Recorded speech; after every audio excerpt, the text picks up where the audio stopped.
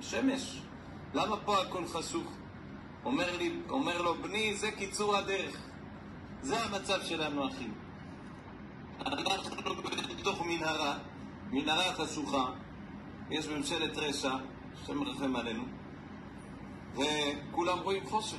הנה, אתמול העבירו חוק, לא עלינו, שאם בעל ואישה לא עובדים, אין להם הנחה שמרחם עלינו, במעונות, כל מיני דברים.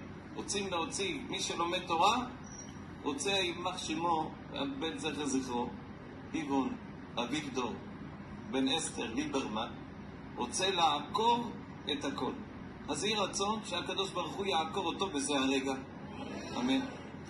במיטה משונה ייקח אותו עם יאיר לפיד בן שולמית ביחד. ויקיים בהם טובים השניים מן האחד. צד השם.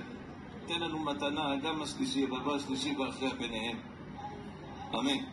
בכל אופן, צריך להתפלל, תדעו, מי שאומר למניב ולמלשינים, צריך להוריד דמעות.